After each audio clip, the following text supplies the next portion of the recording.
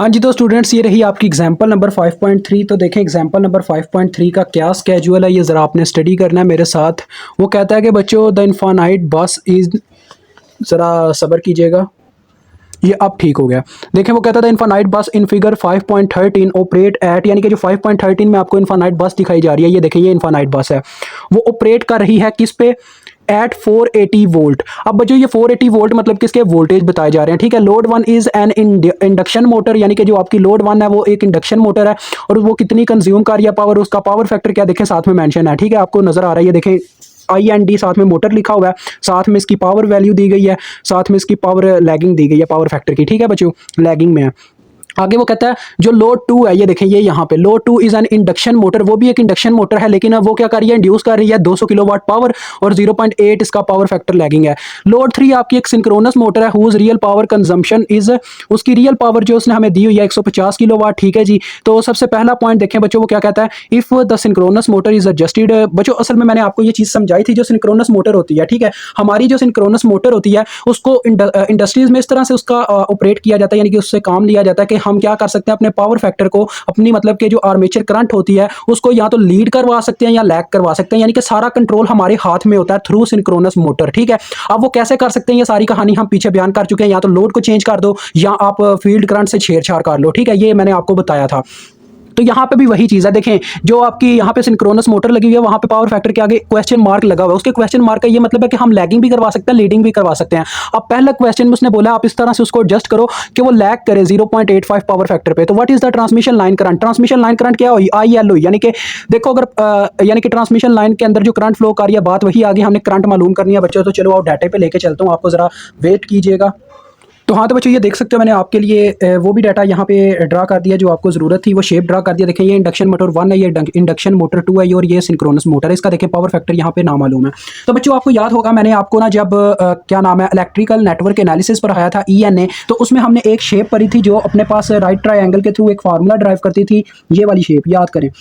मैंने आपको कहा था जो हमारी जब बात आ जाती है ना एक्टिव और रियल पावर, या दूसरी होती है अपनी क्या नाम था यार, रिएक्टिव पावर, तो वहाँ पे कुछ इस तरह से सीन होता है। जो हमारी एक्टिव पावर होती है वो इस तरह से बेस, यानी कि बेस मीन ऐसे कह लो हॉरिजॉन्टल लाइन में लग रही होती है। ये फॉर एग्जांपल हमारी ये पावर लग रही है कितनी, ये ज़रा गौर कीजिएगा, ये हमारी पावर लग रही है बच्चों रियल पावर, जिसे हम P से प्रेजेंट करते हैं, ठीक है। और ये हमारी यहाँ पे एक रिएक्टिव पावर भी जनरेट हो जाती है, रिएक्टिव पावर जिसे हम Q से प्रेजेंट करते हैं, ठीक है जी। रिएक्टिव पावर बच्चों अक्सर में कभी कभार ऐसा भी होता है, जैसे मैंने आपको समझाया था कि कैपेसिटर का केस ले लो, इंडक्टर का केस ले लो, कि कैपेसिटर में अक्सर कभार ऐसा होता है कि हमारे पास जब हम इसको करंट देते हैं तो वो क्या करता है, पहले तो अपने अंदर वोल्टेज स्टोर करना स्टार्ट कर देता है, जिसकी वजह से उसके वोल्टेज लैग करना स्टार्ट कर देते हैं और करंट लीड करना स्टार्ट कर देती है। और इंडक्टर में इसका उल्टा होता है, इंडक्टर क्या करता है, करंट को अपने अंदर स्टोर करना स्टार्ट कर देता है और करंट जो है वो लैगिंग में चली जाती है, ठीक है। तो ये इसी काम की वजह से हमारे पास रियल एंड रिएक्टिव पावर का केस आ जाता है। तो दैट्स वाई यहाँ पे देखें, अगर मैं चाहूँ ये वाला एंगल निकालना चाहूँ जो यहाँ पे क्रिएट होगा इन दोनों के दरमियान थीटा, तो मैं टेंजेंट के फंक्शन से निकालता हूँ। तो टेंजेंट क्या कहता था बच्चों, टेंजेंट मतलब कि टेंजेंट के फंक्शन का फार्मूला क्या होता है,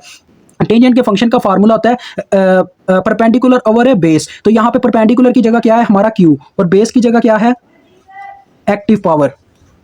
तो देखो बच्चों इसी फार्मूले को इस्तेमाल करते हुए हम क्या करेंगे, रिएक्टिव पावर मालूम कर लेंगे। हमें इन मोटर्स की रियल पावर तो पता है, यानी कि ये P हमें दी गई हैं, लेकिन हमने Q भी मालूम करनी है, ठीक है। तो दैट्स वाई यहीं से फार्मूला बनेगा, देखें Q हमारे पास उसी साइड पर रह गया और P इधर आके मल्टीप्लाई हो गया, तो ये बन गया P tan थीटा। इस फार्मूले की हेल्प ली जाएगी, ठीक हो गया। तो चले यहाँ स्टार्ट करते हैं। सबसे पहले हम मोटर वन जो इंडक्शन वन मोटर है उसकी पहले पावर निकालते हैं। तो ये क्या हो गया, Q1 P1 tan थीटा 1, ठीक है बच्चों। तो ये आ गया Q1 is equal to P1 कितनी अपनी पावर है इंडक्शन मोटर वन की 100 किलो, तो ये आ गया 100 किलो को आप लिख लो यार 1000 ही लिख लो, ठीक है, बेटर रहेगा। उसके बाद tan थीटा 1, तो टेंजेंट थीटा 1, थीटा अपने वहाँ पे क्या 0.78। तो बच्चों थीटा तो उसका भी निकालना पड़ेगा क्योंकि वो पावर फैक्टर लैगिंग है, उसको निकालना पड़ेगा अलहदा से। तो वैसे भी आप जानते हो यार थीटा का क्या केस होगा, इतना आपको सबको बेहतर पता है कि थीटा का एक ही केस है, देखें वो होता है काज इनवर्स, ठीक है, काज इनवर्स इनटू जो आपके पावर फैक्टर की वैल्यू है 0.78। अब कुछ बच्चे मुझे पता है क्या कहने वाले हैं, रुक जाए मैं उनका भी जवाब देने के लिए तैयार हूँ, टेंशन नहीं लेनी। बच्चों यहाँ पे असल में ना हम एंगल्स की बात नहीं कर रहे, दैट्स वाई मैंने ये यहाँ पे जो थीटा पुट किया ना, क्योंकि लैगिंग का केस है ना, लैगिंग के केस में आपको पता है थीटा हम बराबर रखते थे माइनस काज इनवर्स PF पावर फैक्टर, लेकिन ये बात हो रही है मैग्नीट्यूड की, यानी कि हम रिएक्टिव पावर की मैग्नीट्यूड की बात कर रहे हैं, ना कि उसके एंगल की। दैट्स वाई यहाँ पे मैंने देखें इसके साथ माइनस नहीं लगाया हुआ, और tan वैसे भी जो है ना माइनस को ख़त्म कर देगा, ठीक है। तो tan की वजह से भी वो कह सकते हैं आप माइनस ख़त्म हो गया। तो Q1 आपके पास आ जाती है 80.2 किलो, इसको फिर से हमने किलो ही ले लिया, और इसका बच्चों यूनिट होता है वोल्ट एम्पेयर रेडार। उसके बाद आ जाती है, देखो हमने ये मालूम कर ली पहली मोटर के लिए। अब दूसरी मोटर की अगर मालूम करना चाहो तो वहाँ पे फार्मूला लगेगा Q2 P2 tan थीटा 2, ठीक है। P2 अपने पास कितनी है 200 के, तो P2 का बच्चों इस दफ़ा हम 200 ही सिर्फ पुट करते हैं किलो में। जब हमने बाद में लिखना ही है इस 1000 को किलो की फॉर्म में, तो लिखने की क्या ज़रूरत है, डायरेक्ट 200 ही लिख दो। फिर आगे tan थीटा आना ना, तो थीटा की जगह इस दफ़ा क्या आएगा cos इनवर्स, वही चीज़, लेकिन इस दफ़ा पावर फैक्टर कितना लैगिंग कर रहा है 0.8, क्योंकि दूसरी इंडक्शन मोटर है, तो इसकी जगह आ जाएगा 0.8। अब ओवरऑल इसको जब आप कैलकुलेट करेंगे तो ये आपके पास आ जाती है पावर, जो आपकी रिएक्टिव पावर है 150 किलो वोल्ट एम्पेयर रेडिएशन।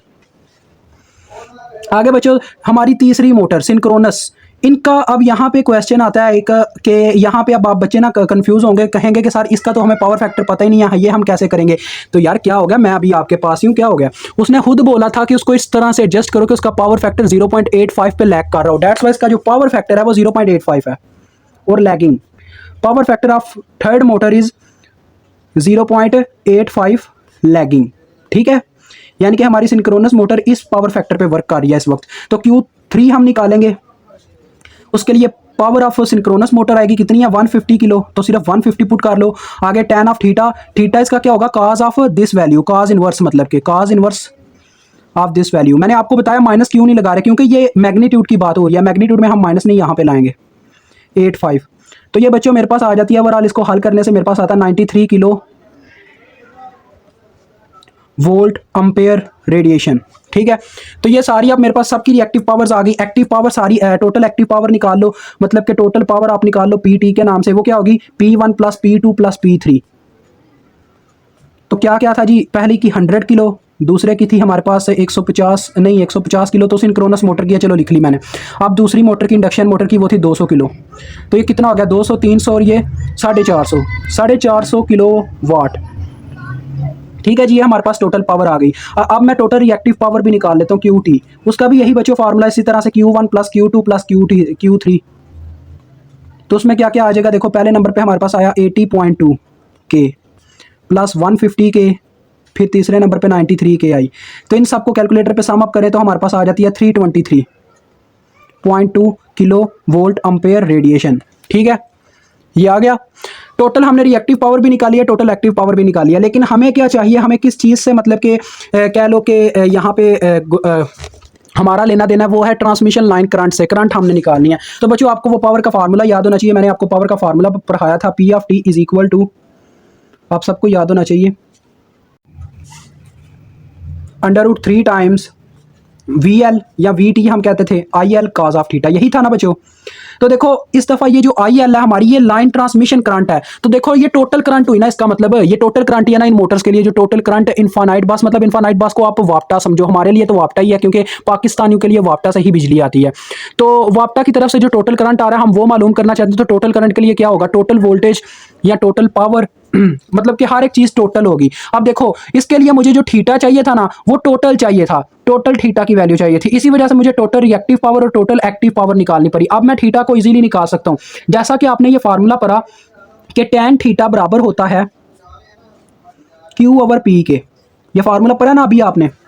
तो इसी तरह से अगर आप टोटल थीटा निकालना चाहते हो तो टोटल थीटा बराबर होगा, यानी कि टोटल इनका जो लैगिंग या लीडिंग का फैक्टर होगा वो बराबर होगा QT/PT। तो यहाँ से आप थीटा हासिल करो, देखो थीटा इज इक्वल टू आ जाएगा QT, ये tan उधर जाके इन्वर्स हो गया, tan इन्वर्स ऑफ QT कितनी आई है अपने पास 323.2, साथ में किलो है, बटे में आ गया अपने पास बच्चों 450 किलो, किलो से गया, ठीक है। अब इसको कैलकुलेटर पे हल करेंगे तो देखते हैं क्या आता है।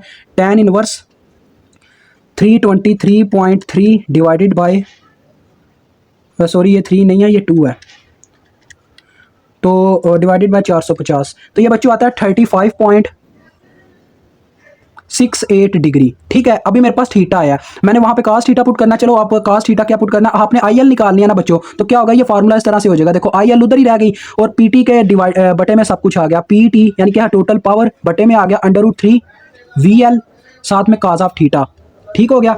अब बच्चों आपको याद हो वीएल हमने पढ़ा था शुरू में ही, उसने बता दिया कि इनफाइनाइट बस जो है हमारी वो कितने वोल्टेज पे ऑपरेट कर रही है, 480 वोल्ट पे। तो लिहाजा ये 480 वोल्ट के इक्वल है वीएल अपना, ये भी आप ऊपर लिख लें, VL is equal to 480 volt.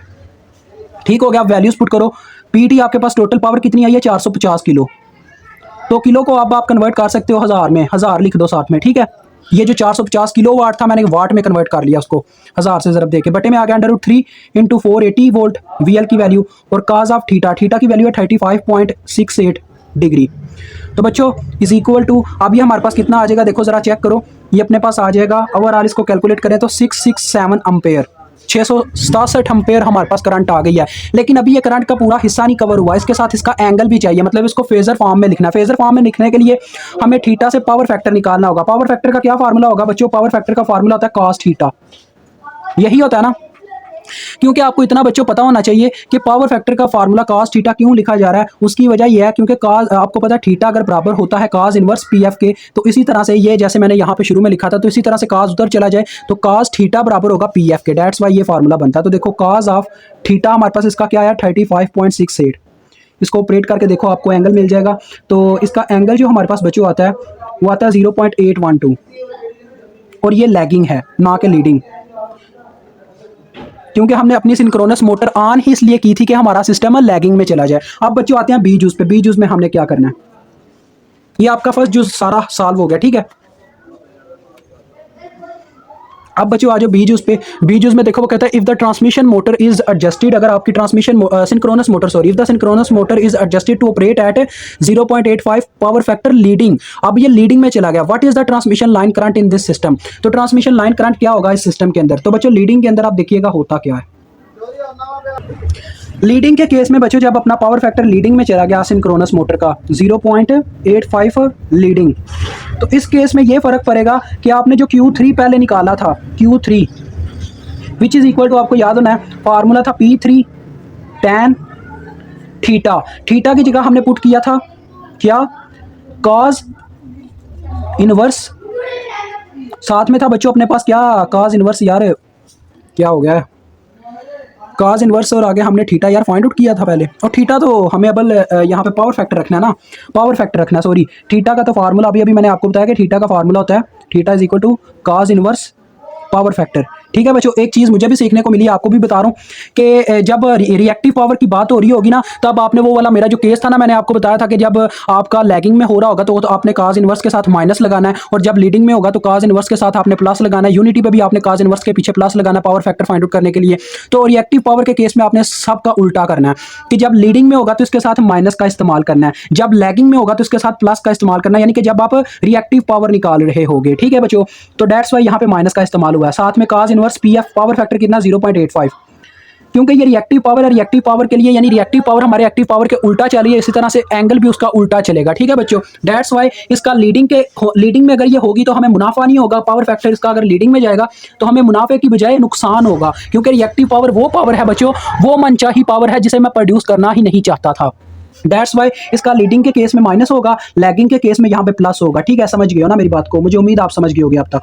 तो पावर इसकी कितनी थी, 150 थी, tan माइनस cos इनवर्स 0.85। अब बच्चों पता है ये क्या करता होता है, असल में ये होगा tan जो है ना माइनस को पीछे फेंक देता होता है, माइनस चला गया यहाँ पे शुरू में, तो हमारे पास ये आ जाएगी -93 किलो वोल्ट अम्पेयर पर रेडिएशन। ठीक है, यानी कि आया वही है लेकिन बस ये अब माइनस में आ गई है। अब हम अगर टोटल रिएक्टिव पावर निकालें QT, तो वो क्या होगी, इन तीनों का सम ही होगी, यानी कि Q1 plus Q2 plus Q3। लेकिन इस केस के अंदर हमारी Q3 माइनस में है, डेट्स वाई हमारे पास क्या आएगा, देखो 80.2 के, ये आपकी वही बच्चों प्रीवियस वैल्यूज होगी Q1 और Q2 के लिए, क्योंकि इंडक्शन मोटर्स को कुछ नहीं किया गया, वो वैसे की वैसे ही लगी हुई है सर्किट के अंदर। इसीलिए मैंने बोला था सिंक्रोनस मोटर कंट्रोल करने के लिए हम लगाते हैं।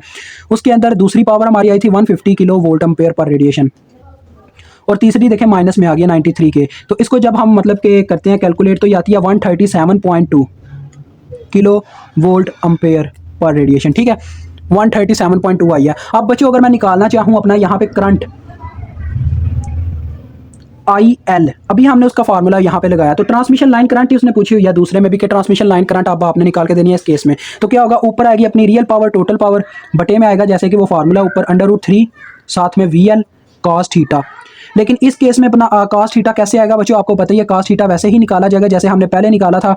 ये कहाँ पे गया यार, देखो थीटा को निकालने के लिए हमने वो पावर फैक्टर वाला फार्मूला लगाया ना पहले भी, ये यहाँ पे ये देखें tan theta is equal to Q T over P T, यही आपने इस्तेमाल करना है इस केस के लिए। लेकिन इस केस में अब मैं ये फाइंड आउट करने लगा, जरा गौर कीजिएगा, ये है थीटा प्राइम। अब हम थीटा प्राइम का इस्तेमाल कर रहे हैं, ठीक है, दूसरा एंगल है हमारा। अब तो इसके लिए क्या होगा, tan इनवर्स क्यू टी बच्चों अब कितनी है 137.2, 137.2 किलो, और बटे में आ गया अपने पास 400, वो उतने की उतनी है पावर, एक्टिव पावर, तो किलो किलो से कैंसिल। आप देखते हैं ये कितना एंगल आता है, tan इनवर्स 137.2 बटे में आ गया 450, तो ये बच्चों आता है 16.95 डिग्री, 16.95 डिग्री, ठीक है, ये थीटा इनवर्स आया। अब हमने क्या करना है जी, आई एल कैलकुलेट करनी है।